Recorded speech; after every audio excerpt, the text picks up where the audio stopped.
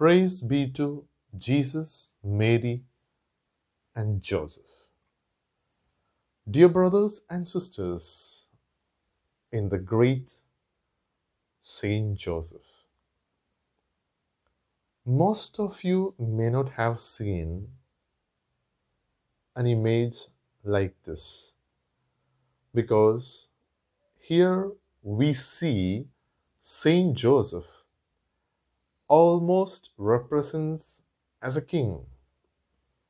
So we can see on his hand there is one big staff, the authoritative staff, the staff from which was bloomed the miraculous lily that we can see on the other hand. And moreover, we see a crown on the head of Saint Joseph. So from that we can make out here Saint Joseph is like a king. Was he really a king? Today we are going to meditate and reflect about the authority and the kingship of Saint Joseph.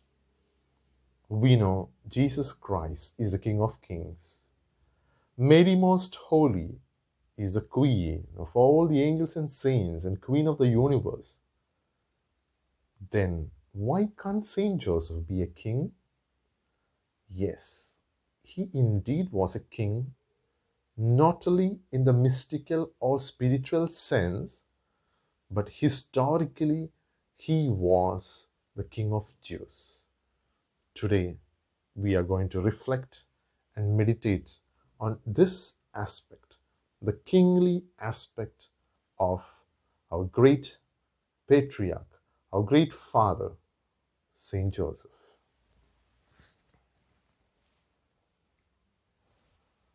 So, we know from the Gospels, and we know in all the four Gospels, we have the narration of the Passion of Jesus Christ. In the Passion narration, especially in the Gospel of St. John, we have in the chapter 18 and chapter 19, where the Pilate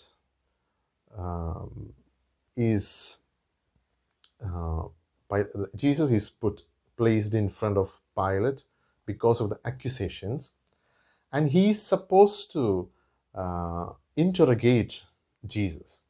And during the interrogation, Pilate asked Jesus, "Are you the King of Jews?" Not the point.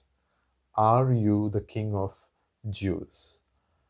We cannot see anywhere Jesus affirming that he is a king. But the Jews know very well that the Messiah would be the king, the liberator from all the dominion or from all the slavery what they had gone through. And they want to be liberated actually from the Romans. But when the real liberator came, the Redeemer, the King, the High Priest, the Prophet, means the prophet of all the prophets, they don't want to accept him. And they want to kill him. And the prophecies has to be fulfilled.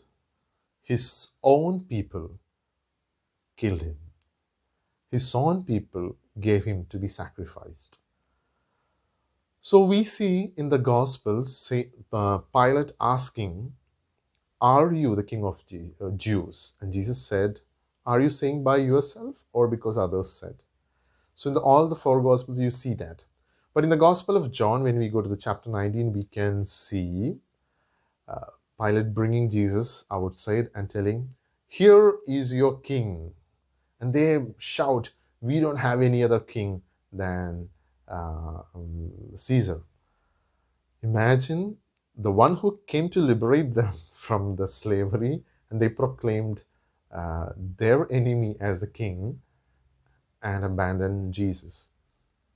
Now, at the crucifixion, Jesus had a title which was engraved by Pilate, and the Jews asked to correct it, but Pilate prophetically said, "What is written is written." So it was a prophecy, and God wants it to be like that. Now, what was written, the inscription on the top of the cross? We normally say INRI. Israelus Nazarenus Rex Judaeorum. That means Jesus Christ, the Nazarene King of Jews.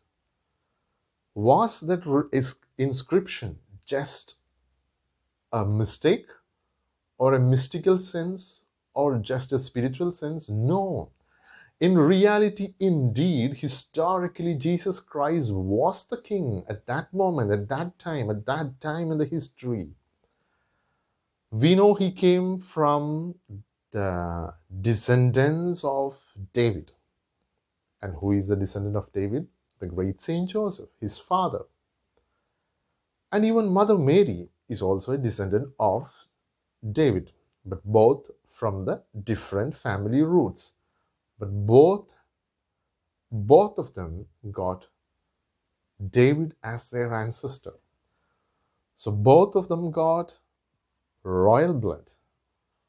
And that's why even in the earthly existence, Saint Joseph was really a king and Mary Most Holy was really a queen. But the people outside, the world outside, did not perceive it. And they are the real king and the queen who humbled themselves.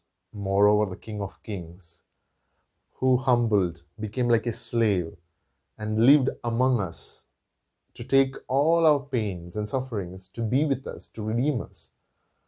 The greatest example no king in the world can set, no queen, no king, other king can set an example like what we have from the Holy Family. Saint Joseph, the King of Jews. And indeed, historically speaking, they say if the kingship existed at the time when Saint Joseph was alive, legally, Saint Joseph would have been the king. The legal heirship goes to Saint Joseph. And if that, the heir to become the heir of David, to become the king, then obviously Saint Joseph is a great king, and his wife is a queen, and his son is the prince. That's why we call Jesus Prince of Peace. He is really the Prince of the Jews. Now, if we analyze, 30 years Jesus spent with his father and mother, a preparation of 30 years for a 3-year mission.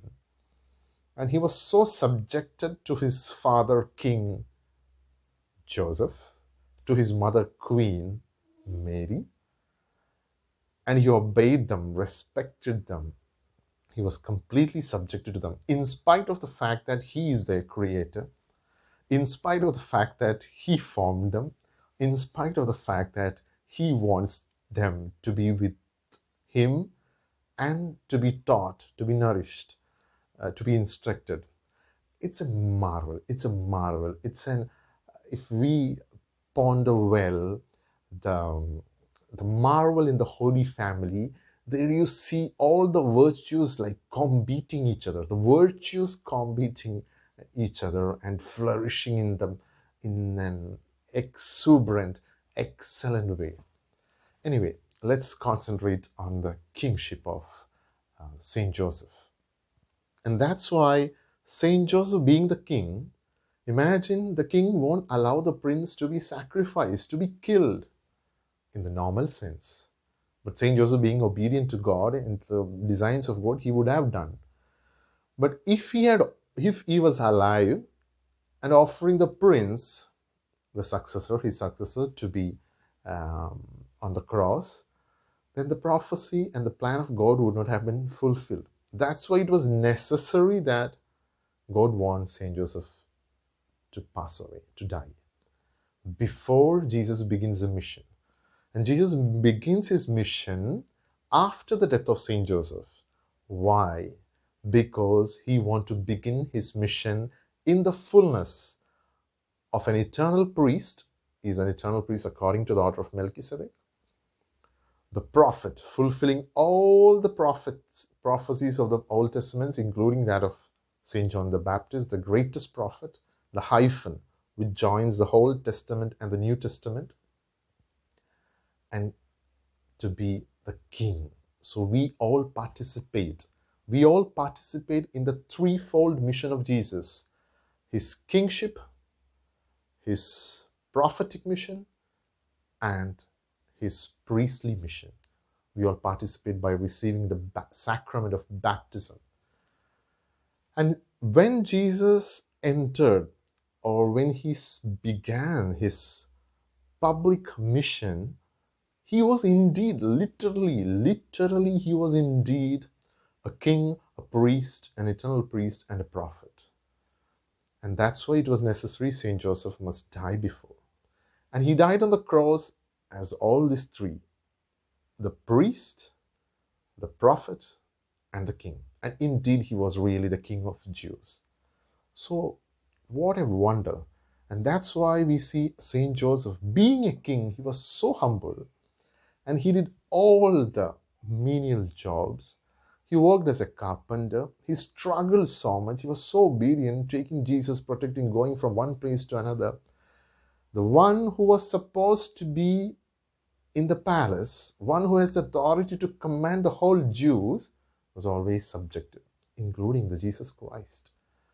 Here we see the marvelous wonder of humility, submission, obedience, and a trustful surrender into the plan of the divine providence. So let's ask this grace from the great King and Patriarch and our Father, St. Joseph. Father of Jesus is my Father, Father of the King, the Father King of Jesus is also my King and my Majesty, whom I should honor and respect. So let's ask this big grace from St. Joseph, so that even though the authority is given to us, it's meant to serve. The authority is given to serve. Even if I become a king, I should be ready to serve others. That's a great example St. Joseph set before us. And let's ask this big grace to be humble, to be always ready at the service of others on this day while meditating the kingship of the great St. Joseph. May Jesus, Mary, and Joseph bless you all.